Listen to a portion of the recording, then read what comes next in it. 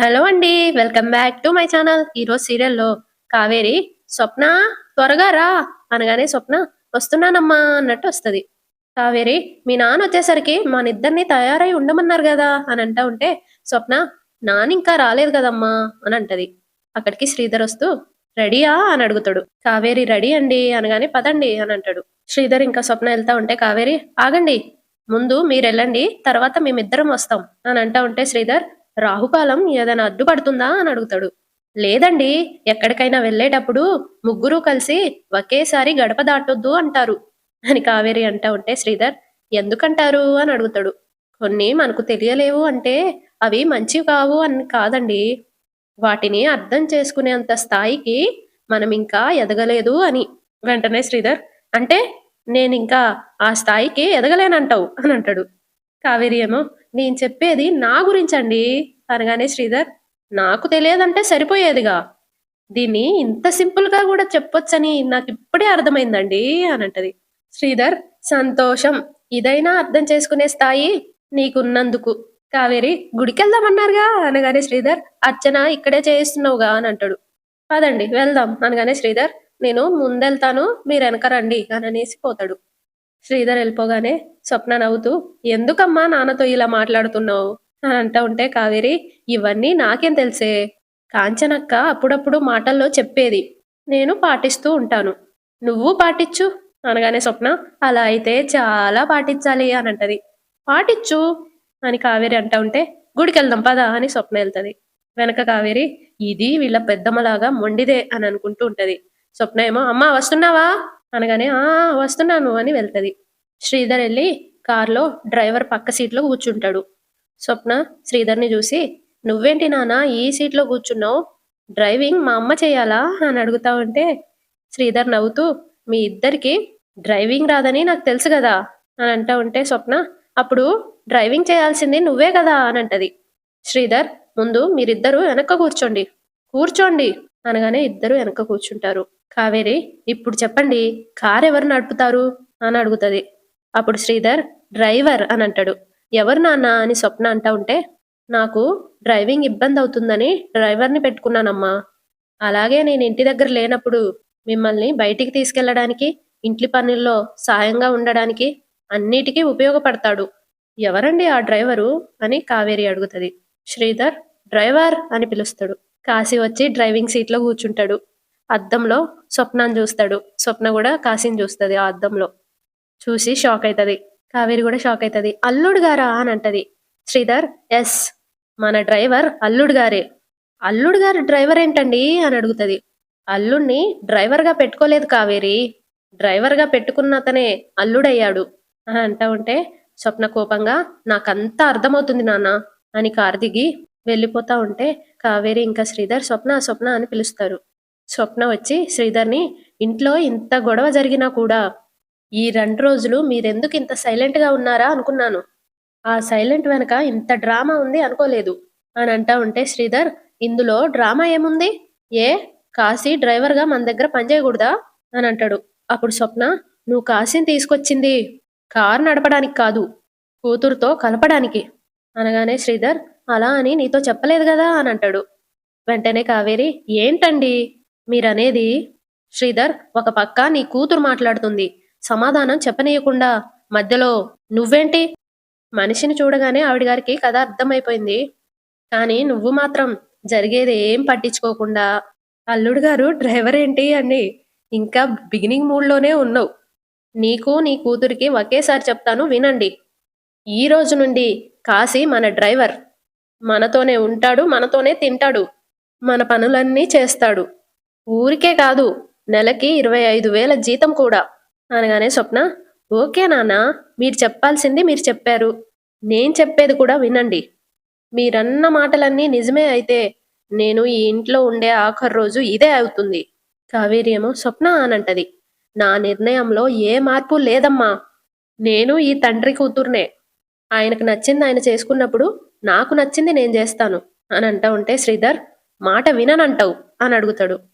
వెంటనే స్వప్న "ఇదే మీ మాటైతే నేను ఈ ఇంట్లో ఉండే ఆఖరి క్షణం కూడా ఇదే" అని అంటది. కాశీ "స్వప్న" అని అంటాడు. స్వప్న కోపంగా, నువ్వు మాట్లాడుకు. నేను ఈ క్షణమే ఈ ఇంట్లో నుండి వెళ్ళిపోతాను. గుడ్ బాయ్ అని చెప్పి వెళ్ళిపోతుంది అక్కడ నుండి. శ్రీధర్, కావేరి, కాశీ స్వప్న స్వప్న అని అంటా ఉంటారు. ఇటు డాక్టర్ వెళ్ళిపోతూ ఉంటే కార్తీక్, దీప వెళ్తారు కదా. Karthik, doctor, thank you doctor అనగానే డాక్టర్ దేనికి అని అడుగుతుంది. వెంటనే కార్తీక్, మీరు నిజం చెప్తారేమో అని అనుకున్నాను. నేను నిజమే చెప్పాను అని డాక్టర్ అంటది. కానీ మీరు పేరు చెప్పలేదు కదా డాక్టర్. చెప్పలేను కూడా కార్తీక్, ఎందుకంటే మీ అత్త బ్రతకదు అనగానే దీప, మీరెందుకు ఇలా మాట్లాడుతున్నారు అని అడుగుతుంది. అప్పుడు డాక్టర్, ఏదో ఆవేశంలో మీరు బిడ్డని వదులుకుంటా అన్నారు. అదే మాట ఇప్పుడు చెప్పగలరా? దీప చెప్పగలను అని అంటది. డాక్టర్ ఏమో, కార్తీక్ మీరు అని అడుగుతుంది. కార్తీక్, నా భార్య ఇష్టమే నా ఇష్టం అని అంటాడు. వెంటనే డాక్టర్, భార్య ఇష్టమే నా ఇష్టము అనకండి, ఆ ఇష్టంని దాటి ఒకసారి ఆలోచించండి అని అంటా ఉంటే దీప, ఏం వదులుకుంటున్నామో మాకు అర్థమవుతుంది డాక్టర్ అని అంటది. అప్పుడు డాక్టర్, అయినా మీరు ఇలాంటి నిర్ణయం ఎలా తీసుకోగలిగారు అనగానే దీప డాక్టర్ దగ్గరికి వెళ్ళి, ఇదే పరిస్థితుల్లో మీ అమ్ముంటే ఏం చేస్తారు అని అడుగుతుంది. చావుకి వదిలేస్తారా? చావుకి తెగించైనా కాపాడుకుంటారా? చెప్పండి డాక్టర్, ఎంత విలువైందన్నా సరే అది మన దగ్గర ఉన్నంత వరకు దాని విలువ మనకు తెలియదు. ఒకసారి వదులుకొని చూడండి, మళ్ళీ దక్కించుకోవడానికి జీవితం సరిపోకపోవచ్చు, కానీ ఆ దేవుడు నాకు ఒక అవకాశం ఇచ్చాడు. నా తల్లిని కాపాడుకునే అవకాశం నాకే ఇచ్చాడు. జన్మనిచ్చిన తల్లి కన్నీళ్లు తుడవడానికి నాకు ఇంతకు మించిన అవకాశం రాదు అనగానే డాక్టర్, తన కోసం ఏదైనా వదులుకుంటావా అని అడుగుతుంది. వెంటనే దీప, నా ప్రాణాలైనా సరే వదులుకుంటాను అనగానే డాక్టర్ దీప చేతులు పట్టుకొని, మీ అమ్మ ఎంత అదృష్టవంతురాలు దీప, తను కూతుర్ని కనలేదు, అమ్మని కన్నది. ఆవిడ తన ప్రాణం పోసి నీకు జన్మనిస్తే నువ్వు నీ బిడ్డ ప్రాణం పోసి తనకి జన్మనిస్తున్నావు. ఇది మామూలు కథ కాదు.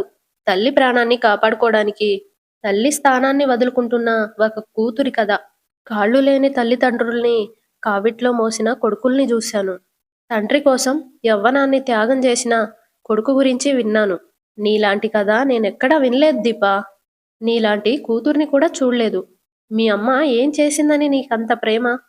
మీ నాన్న ఏం చేశారని నీకింత తపన? ఏనాడు నువ్వు వాళ్ళ ప్రేమని కూతురుగా పొందలేదని అర్థమవుతుంది. గోరంత ప్రేమని కూడా పొందలేని నువ్వు అమ్మా నాన్న కోసం గుండెల్లో గుడి కట్టుకున్నావు అంటే వాళ్ళు నీ కోసం ఏం చేశారు దీపా? దీప నవ్వుతూ, జన్మనిచ్చారు అని అంటది. జన్మనిచ్చారు డాక్టర్. అమ్మ ఇచ్చిన జన్మ కంటే విలువైంది ఇంకేదైనా ఉంటుందా? ఏ అనారోగ్యం లేని ఆరోగ్యకరమైన శరీరానికి మించిన ఆస్తి ఉంటుందా? ఇంకా నేను వాళ్ళ దగ్గర పెరగడం అంటారా? అది విధిరాత. కన్నవాళ్ల ప్రేమని పొందే అదృష్టం నాకు లేదు. నాకు లేని అదృష్టాన్ని వాళ్ళకెందుకు దూరం చేయాలి? నా ప్రేమని వాళ్ళకి పంచొచ్చు కదా, అదే చేస్తున్నాను. ఈ జన్మకి ఈ ఆనందం చాలు అనగానే డాక్టర్ దీపని పట్టుకొని, సరే ఉంటాను దీప, నా వల్ల మీకు చేయగలిగినంత సహాయం చేస్తాను. మా అమ్మ బ్రతకాలి అని దీప అంటది. డాక్టర్ నవ్వుతూ, నువ్వుండగా మీ అమ్మకి ఏమీ కానివ్వవని అర్థమైంది, ఉంటాను దీప అని దండం పెడతది. దీప ఇంకా కార్తీక్ కూడా దండం పెడతారు. డాక్టర్ వెళ్ళిపోతుంది. వెళ్ళిపోయిన తర్వాత దీప కార్తీక్తో, డాక్టర్ చెప్పిన దానికి జోష్న ఏమనుకుంటుంది బావా అనగానే కార్తీక్, ఇలా ఎలా జరిగిందా అని ఆలోచిస్తూ ఉంటుంది అని అంటా ఉంటాడు. ఇటు జోష్న ఇంకా పారు రూమ్ లో మీటింగ్ పెడతారనమాట. ఇద్దరు ఆలోచిస్తా ఉంటారు, ఎవరికి వాళ్ళు ఆలోచిస్తా ఉంటారు. జోష్న ఏమో డాక్టర్ చెప్పిన మాటలు గుర్తుకు తెచ్చుకుంటూ ఉంటది. సుమిత్ర గారి కూతురు శాంపిల్స్ యాక్యురేట్ గా సుమిత్ర గారికి మ్యాచ్ అయ్యాయి అని అంటదిగా, అది గుర్తు తెచ్చుకుంటది. పారు ఏమో అనుమానంగా జోష్న చూస్తూ ఉంటది. తను పిల్లల్ని మార్చిందిగా, అది గుర్తుకు తెచ్చుకుంటూ ఉంటది. జోష్న, గ్రానీ గ్రానీ అని పిలుస్తూ దగ్గరికి వెళ్తది. పారు జోష్నని ముట్టుకోవడానికి పోయి ఆగిపోయి అలా చూస్తూ ఉంటది. జోష్న, ఏంటి గ్రానీ అలా చూస్తున్నావు అనగానే పారు, సైదులుగాడు నన్ను ఎంత మోసం చేశాడే, చీకట్లో బిడ్డల్ని మార్చరా అంటే నా మనవరాలనే తీసుకొచ్చి నా చేతుల్లోనే పెట్టి నేనే దాన్ని దూరం చేసుకునేలా చేశాడు అని కన్నీళ్లు పెట్టుకుంటది. తర్వాత కోపంగా, సైదులు, నిన్ను చంపానని అప్పుడప్పుడు బాధపడతాను కానీ నిన్ను చంపడం తప్పేం కాదురా అని అంటా ఉంటే జోష్న, అసలు ఏం మాట్లాడుతున్నావు గ్రాని అని అడుగుతది. అప్పుడు పారు, నిజం నిజం మాట్లాడుతున్నానమ్మా. డాక్టర్ గారు తేల్చి చెప్పేశారు కదా శాంపిల్స్ మ్యాచ్ అయ్యాయి అని, అంటే అర్థం ఏంటి? నువ్వు సుమిత్ర కూతురు అనే కదా. జోష్న అయ్యో గ్రాని నువ్వు అని అనబోతే పారు ఇక చాలు ఇక చాలు నాకు క్లారిటీ వచ్చింది. ఎవరు తీసిన గోతిలో వాళ్లే పడతారని చిన్నప్పుడు ఎప్పుడో ఎవరో చెప్పారు. ఆ సైదులుగాడు తీసిన గోతిలో నేను పడ్డానని నాకిప్పుడు అర్థమైంది అని అంటది. వెంటనే జోష్న నీకేం అర్థమైంది అని అడుగుతది. అప్పుడు పారు నువ్వు సుమిత్ర దశరథల అసలైన కూతురివి. నేను దూరం చేసింది నా కొడుకు దాసు కూతుర్ని, అంటే అసలైన నా మనవరాల్ని అని అంటా ఉంటే జోష్న డాక్టర్ ఏదో చెప్పిందని నువ్వు కన్ఫ్యూజ్ అవ్వకు గ్రాని, నేను క్లారిటీ ఇస్తాను చూడు అనగానే పారు హా నాకే క్లారిటీ అవసరం లేదు, నాకు పూర్తిగా అర్థమైపోయింది. చివరికి నా కొడుకు కూడా నాలాగే మోసపోయాడు. నా చేతులారా నేనే నా మనవరాల్ని అనాథం చేశాను. ఆ దిక్కుమాలిన సైదులుగాడికి చెప్పకుండా ఆ పిల్లల్ని మార్చే పనేదో నేనే చేస్తుంటే అయిపోయేది. ఒరే సైదులు, నువ్వు గాని బ్రతుకుంటే ఇప్పుడు నేనే నిన్ను చంపేసేదాన్నిరా అని కోపంతో రగిలిపోతా ఉంటే జోష్న గ్రాని ఇదంతా నువ్వు నమ్ముతున్నావా అని అడుగుతది. పారు వద్దమ్మా, నన్నింకా అలా పిలవకు. ముందు ఈ నిజాన్ని నేను జీర్ణించుకొని నువ్వు నా మనవరాలు అనుకుని నిన్నేదో కాపాడ్డానికి పెద్ద పుడింగిలాగా గన్నేసుకొని బయలుదేరాను. అసలు ట్విస్ట్ రివీల్ అయితేనే గాని అర్థం కాలేదు. గన్ను పట్టుకున్న నాకే బుల్లెట్ తగిలింది అని. నువ్వు ఇవన్నీ నమ్మొద్దు గ్రాని అని జోష్న అంటది. వెంటనే పారు నువ్వెందుకమ్మా ఇంకా నటిస్తున్నావు? నువ్వు శివనారాయణ గారి ఏకైక వారసురాలివి. నువ్వు ఇంకా భయపడాల్సిన అవసరం లేదు. దర్జాగా తిరగొచ్చు, భయం లేకుండా తిరగొచ్చు అనగానే జోష్న ఎక్కడో ఏదో పొరపాటు జరిగింది గ్రాని అని అంటది. అప్పుడు పారు జరిగింది, చాలా పెద్ద పొరపాటు జరిగింది. నా చేతులతో నేనే చాలా పెద్ద పొరపాటు చేశాను. పైకి చూసుకుంటూ ఏడ్చుకుంటూ కళ్యాణి నన్ను క్షమించు కళ్యాణి, నీ బిడ్డని అనాథం చేశాను. అమ్మ కళ్యాణి, ఆ సైదులుగాడు పైన ఎక్కడో తిరుగుతూ ఉంటాడు, వాణ్ణి 4 వాయించు, వీలైతే అక్కడే చంపేసేయ్ అని అంటా ఉంటే జోష్న కోపంగా నేనే కన్ఫ్యూజన్ లో ఉంటే నువ్వేంటి ఇలా తయారయ్యావు అని అంటది.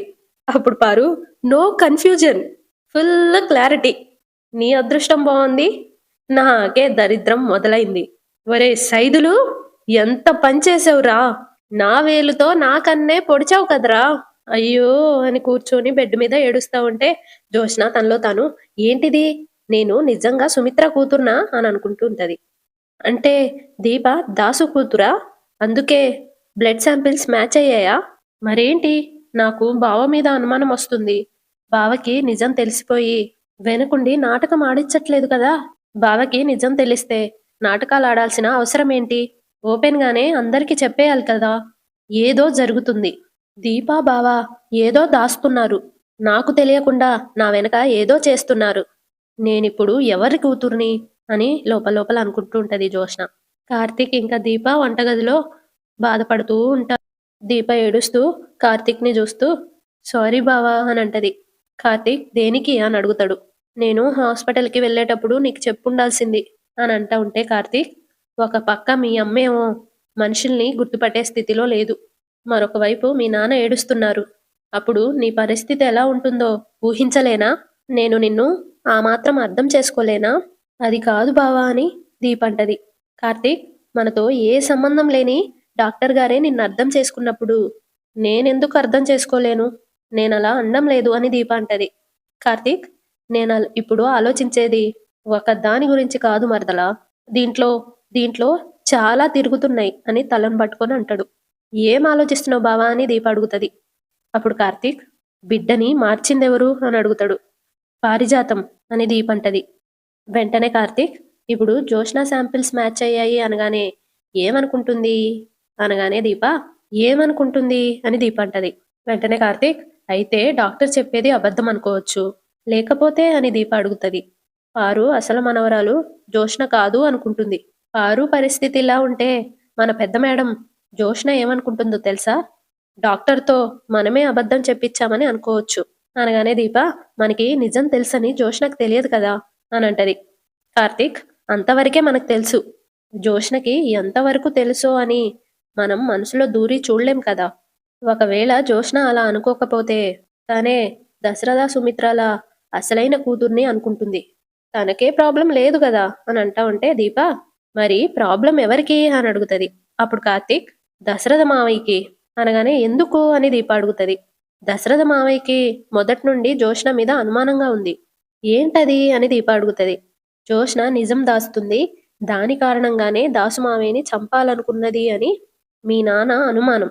అత్త బ్రతకదేమో అన్న భయంతో ఉన్నాడు కాబట్టి జోష్న సేవ్ అవుతుంది గాని ఈ పాటికి ఎప్పుడో నిలదీసి అడిగేసేవాడు. దీప ఇప్పుడు శాంపిల్స్ మ్యాచ్ అయ్యాయని డాక్టర్ గారు అన్నారు కదా అని అంటది. వెంటనే కార్తీక్ నా అంచనా కరెక్ట్ అయితే దశరథ మావయ్య నమ్మడు అనగానే దీప సరే మా నాన్న నమ్మడు అనుకుందాం.